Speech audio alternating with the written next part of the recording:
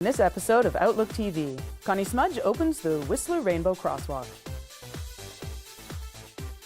The Sisters of Perpetual Indulgence have a manifestation. The women get down at Wild Fruit in Vancouver. And much, much more. Hello and welcome to Outlook TV. I'm Rebecca Wyman. And I'm Robert Mackay, and you're watching the Queer Magazine news show that brings you the stories that matter the most from coast to coast.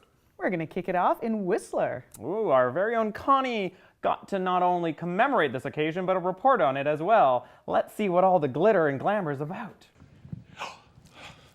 Oh, hi, kittens. It's your intrepid reporter, the unstoppable Connie Smudge, right here in Whistler, British Columbia. Kittens, we're usually here in the winter, and guess what? It's the end of summer, and it is glorious and green and spectacular. And you know what other colors it is? It is rainbow colors. Look to my left. You're right there. They're unveiling a big crosswalk today, my kittens. And I want to introduce you to everyone that made it happen, and I want you to just feel the love right here from the mountains in Whistler. Check it out. Well, we are here to mark the Rainbow Crosswalk. We've got two of them on this street. It's something that's been a while in the making, but it is so symbolic of the support that Whistler has for Pride. We're welcoming, we're safe, we love, we're so inclusive, and I'm so proud to see this crosswalk. Well, we're here to celebrate a couple of things. 25 years of Gay Ski Week and Gay Pride in Whistler and an inclusion in Whistler, and also the really identifying it with a couple of crosswalks, a couple of rainbow crosswalks. I do want to acknowledge that we are in the traditional territory of the Squamish and the Lowa peoples. Very important partners in the success of this resort and the success of British Columbia.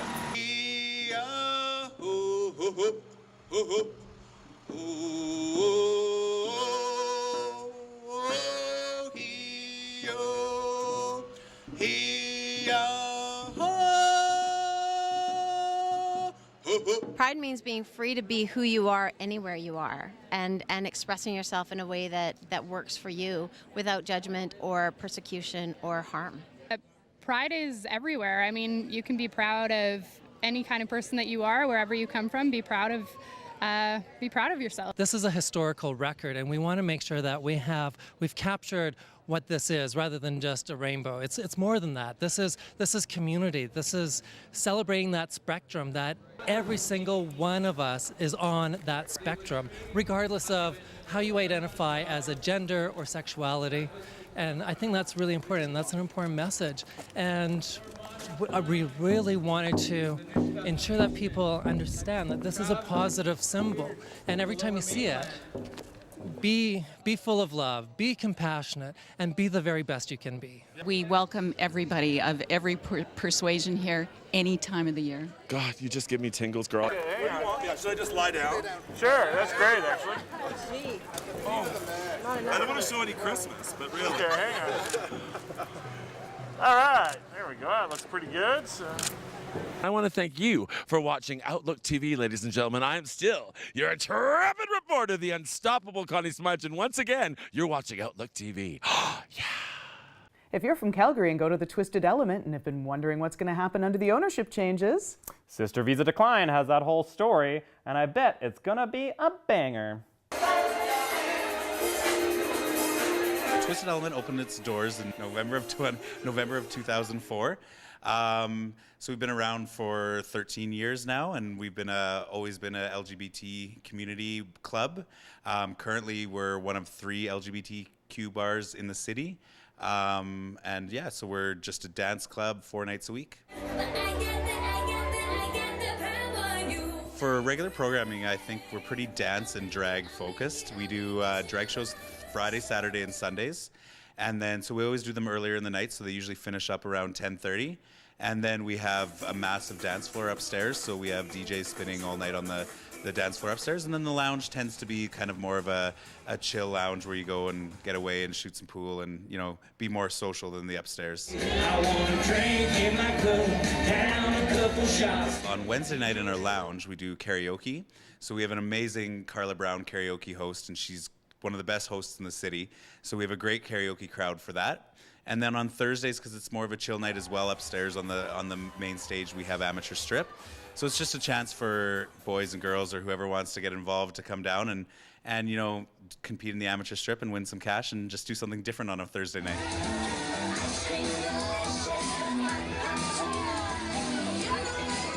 I'm a huge drag race fan. I'm a huge fan of these girls. So I kind of took this as an opportunity to just kind of, instead of me having to go to the queens, I started bringing the queens to me. So we've done our first one that we ever brought in was Bianca Del Rio, who of course is the most famous one probably in the world next to RuPaul. But other than that, we've had Willem and countless other ones, Jujubee. We've also had Lady Bunny, who's not on the show, but is also a huge drag entertainer. During season 7, I had the top 4 queens all come up here and perform and do viewing parties and watch the show with us. So we brought up a lot of queens, and it's just a lot of fun for our customers and a lot of fun for me. Make sure you go to our website, twistedelement.ca, like us on Facebook, comment, post your pictures, and let us know how you feel about the new Twisted Element. Originally it was owned by 2 gentlemen, and now after basically 13 years, they've got a chance to move on and retire and enjoy some new things. So the new ownership took over, and I was lucky enough that they chose me to stay on and run the club for them. So going forward, I think a lot of it in this first few months has kind of just been feeling out and becoming, you know, kind of rebranding and seeing who we are and who we really want to be moving forward. And now that that's happened, I think we've started working more within community groups and been more active in the parade. We were a member, or we were marching in the parade for the first time in 10 years this year. And all that's been a lot of fun to interact with the court and stuff like that. So now that we've kind of spent a lot of time doing that, I think they look at doing some renovations and maybe going back to some food services and maybe open earlier in the day and just kind of change things up and see what the community needs and kind of direct our vision to kind of what the community needs and what they're looking for.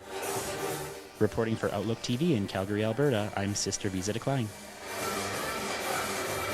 We're going to have to take just a little break now. Little one, I'm going to need Stop it. I'm going to need a lot of work on these bags, let me tell you. No, we don't have that kind of time. Cucumbers, mask, no?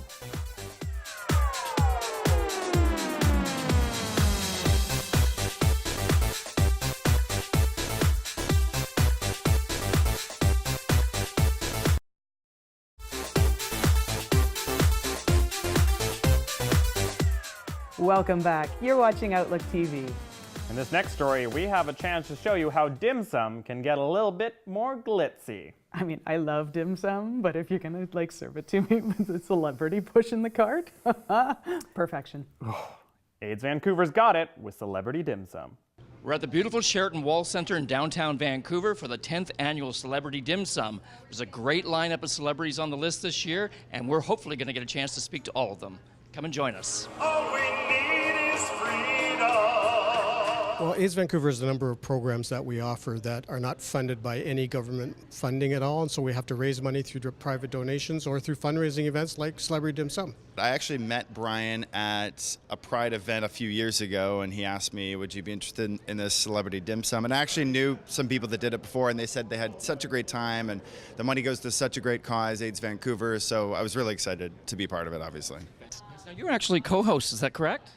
Yes. You know, a long time ago, Fred Lee had invited me to come and attend the event, and I thought, oh, those celebrities, how glamorous they all are and how wonderful. Never in a million years would I have thought that I would one day be serving. Never would I have dreamt that I would be co-MC with Fred. That this is an amazing journey. This function, the Dim Sum, Celebrity Dim Sum, is one of my favorite events all year long. It's for a good purpose, it's for people I know and love, and it builds a community. It's fantastic. We're going to be serving. We're here as celebrity hosts. Have you ever done this before? I have not done this before. I think he's going to compete in the Chicken Feet Challenger. I'm not sure. I don't think I'm the master for that. You were on The Amazing Race as a team, and you're a father and son team. Is that correct? That's correct, and I'm the father, just for the record. Can you tell us a little bit about it? We do challenges throughout Canada and the rest of the world. So we started in Newfoundland and we flew immediately to Vancouver here. And we went to Beijing and Bangkok, Shanghai. And the last team to arrive in each little leg gets eliminated. I attended last year and I won the chicken feed eating competition. So I'm going to come back here. I'm going to take over the floor and hopefully sweep it all and become a defending champion. Your sanctuary. And this is my first time serving, so I hope I do it right. I've been watching the videos, I've been calling my friends, you know, you've done this before, what do I do? Not gonna get my thumbs in any of the food. I hope I'm not serving chicken feet today, because I don't know if I could stomach looking at those, but it's certainly a very good cause. So Just to say you won't be in the contest. I will not be in the chicken feet eating contest, that's for sure. God knows I eat well, but not chicken feet. I lived in this first tsunami of AIDS back in the day, and I did all the images that helped to promote the campaigns within AIDS Vancouver over the years as well. You know, we've come a long way with AIDS, but we still don't have a cure. So I think this is very important and a very good cause. So I want to just make sure we're aware of it. For Outlook TV, this is Angus Pratt at the 10th Annual Celebrity Dim Sum at the Sheraton Wall Centre in Vancouver. Let's head on over to Toronto now. Brandon's got the story, and I bet it's gonna be a juicy one. Juicy. Hi everybody, my name is Mia. Halloween's right around the corner and I still don't have anything to wear. Luckily, I'm here in front of Malabar, Toronto's best costume shop. We're gonna go inside and see if we can find something awesome.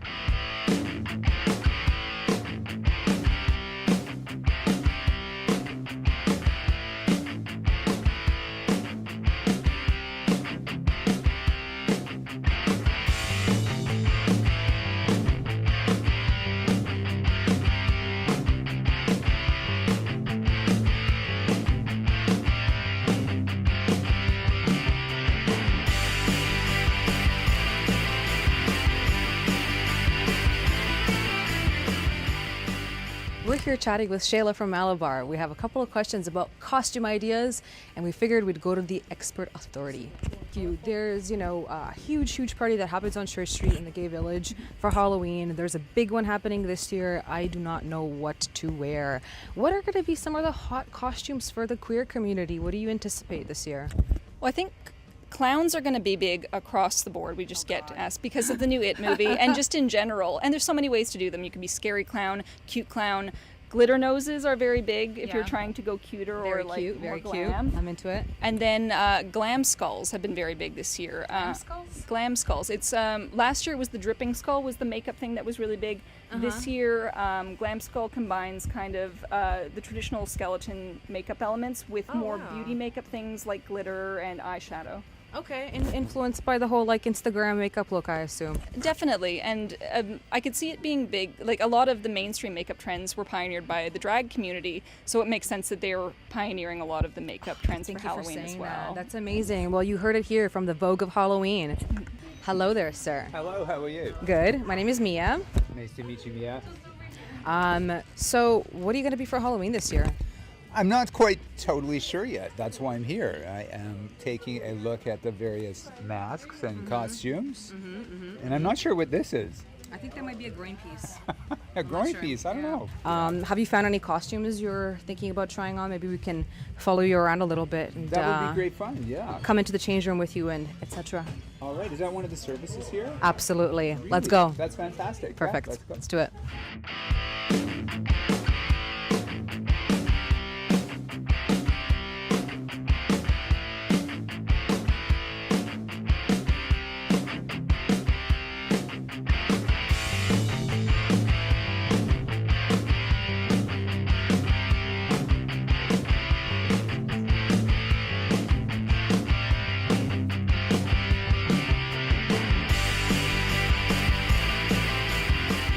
So, I found my costume. I wonder if my friend Christian found his.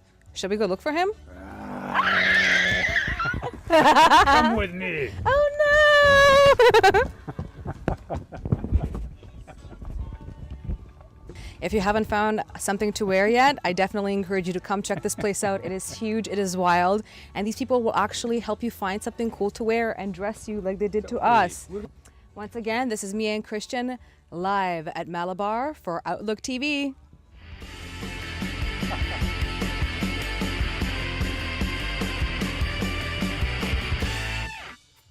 Robert, do you know what they call it when the Sisters of Perpetual Indulgence put their faces on? 3 hours of work? No, it's called a manifestation, and they're gorgeous already. It doesn't take them 3 hours. Good point. They're beautiful, and we've got the story. We're here to meet the Vancouver Sisters of Perpetual Indulgence. They're part of BC Culturedays events, and today we're going to get to know them a little bit more and find out why they're sisters, what the sisters' mission is, and what their calling is. So let's get up close and personal with the Vancouver Sisters of Perpetual Indulgence. Back in 2010, when I was walking on the streets of Davie Street, I saw the sisters for the first time. And a leap of joy happened in my heart. But what really got me into being a sister was once I understood the spirit of the sisterhood, that was a worldwide communion, and that came out of the gay community, the LGBT community. So I said, my goodness, what can be more significant for me than to be a witness of joy in a world which is so desperate for it. I was standing with Sister Petunia and some of the other sisters, and I said, my God, I'm actually having fun doing this. I could do it. And so I thought about it, and the words kept going through my mind. I like people, to like one another, to accept diversity. That's where I got my name from. The more diversity I can accept, the more diversity other people can accept. I decided on my 70th birthday, I was going to give myself a birthday gift. I was going to pledge to become a nun. And I did. And here I am today. I am a nun, fully professed, love serving my sisters, love being part of an organization that makes such a difference for so many people. And that's why I became a nun. I was called. Why I joined the sisters was I was always joining community groups and doing a lot of volunteer work looking for my place. And all of them just felt, I'd be in a lot of groups that were no gay, queer people at all. Or if they were, very separated. I find with the sisters, we're all of the community. We're not just gay or lesbian or queer, we're everyone. And so I felt like when I found the sisters, I found my place. And I didn't join right away because I thought it was just gay men. Yeah, I thought it was just male identified. And then when I found out I could be a big old queerdo with you guys, then I joined up. I'm relatively new to the area. I hadn't actually heard of you folks before, so this has been really eye-opening. And I'm really excited actually to be along and to have seen the transformation into the outfits, but also just to learn about kind of your culture, if you will. We are the Sisters of Perpetual Indulgence, and you're watching Outlook TV. We're going to have to take another wee little break. It's a wee one. Tiny. Minuscule.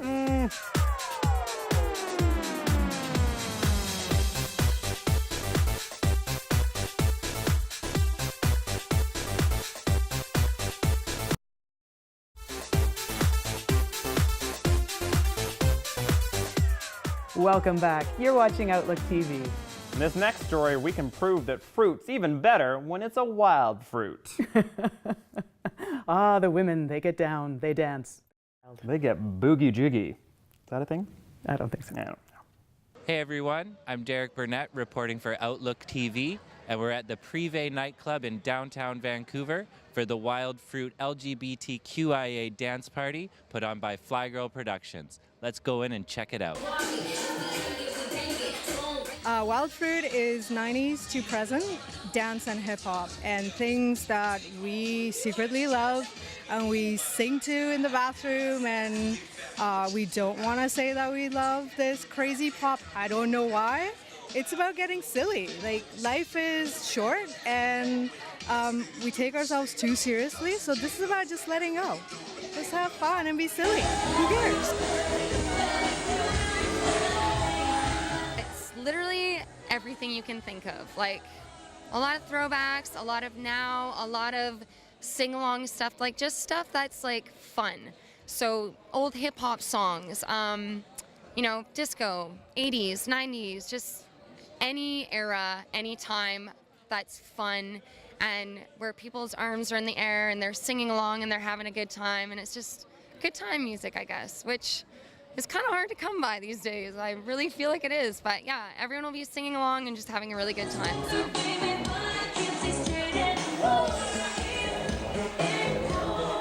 All our events, it doesn't matter what it is, they're all always open to every single person. Doesn't matter.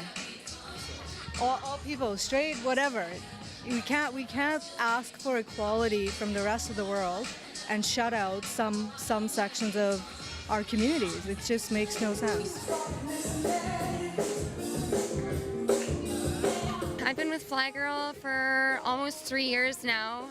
When I moved back from Europe from DJing there, I got in touch with them and have been with them ever since. And it's just an amazing, very tight-knit, fun, loving family that I'm here with, and I couldn't be with anybody better. I love DJing for them.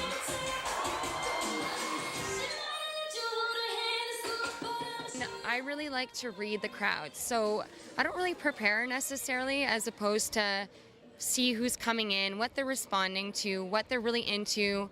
When I see that they're into it, but they're going into like a little bit more of a zombie state, I'll switch it up with something, but reading the crowd for me is very important. I just want to make sure that everyone's having a good time, and that's really the number one thing I would prepare for, I guess.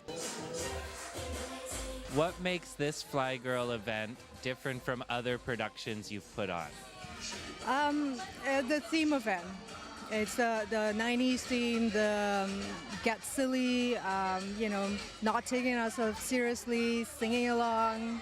But it's the same, everyone welcome still applies. My name is Derek Burnett, reporting for Outlook TV, down at the Privé nightclub in downtown Vancouver for the Wild Fruit LGBTQIA dance party put on by Flygirl Productions. Up next, Boy Spence has a story from Vancouver. And not just a story, but an alliteration for you, because it's the Mr., Mrs., and Ms. Vancouver. Let's see what that one's all about. The Rhinestone Phoenix Charity Foundation held their annual Mr. Gay, Ms. Gay, and Miss Gay Vancouver pageant at the Junction in Vancouver. Yes, we're going to elect some amazing people to just go around, have a party, have some fun. Hopefully we're going to entertain you. More than that, we're going to raise some money for the community. We try to keep it local, we try to keep it central, we keep it positive, and more than that, we keep it fun. And then I found out, single, he told me, single my ass. Not only was he married, oh no, he had 6 wives. So every year, there's usually 2 people elected. Now, 4 years ago, we introduced a Ms. because of the transsexual community.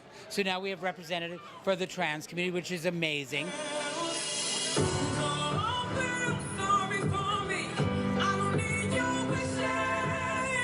This is a really good a good organization to get involved in, because of the fact it gives you a chance to brand yourself, B, work within the community to raise money for gay charities of whatever you choose.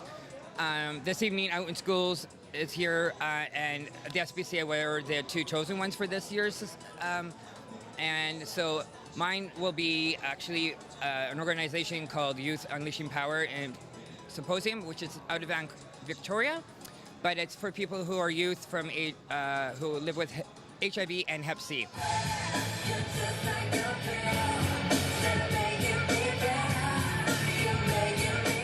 The reason why I want to be involved is because, the community. I want to change something around, the whole community and stuff like that. Try to help people, like homeless people and stuff like that.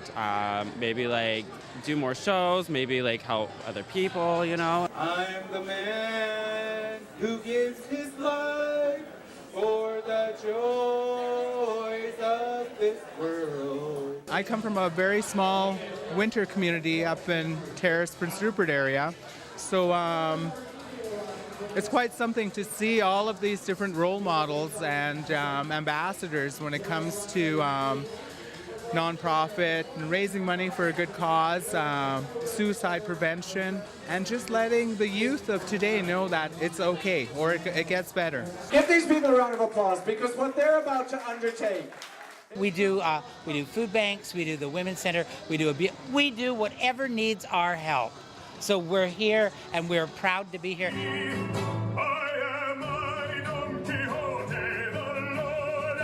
All 3 candidates were elected to their respective positions. For Outlook TV in Vancouver, this is Boy Spence. That is all the time we have for this episode of Outlook TV, but you know we will be back really soon with another one. And we'll have so many, especially if you contribute to us, because we're out there on the social medias, Facebook, Twitter, you name it. And if you want to volunteer with us anywhere in Canada, please email us at volunteer@outlooktv.ca. Ooh, you remembered it. Good for I you, did. son. It was long. So many words. Right? Thanks so much for joining us. I'm Rebecca Wyman. And I'm Robert Mackay. Stay fabulous, Canada.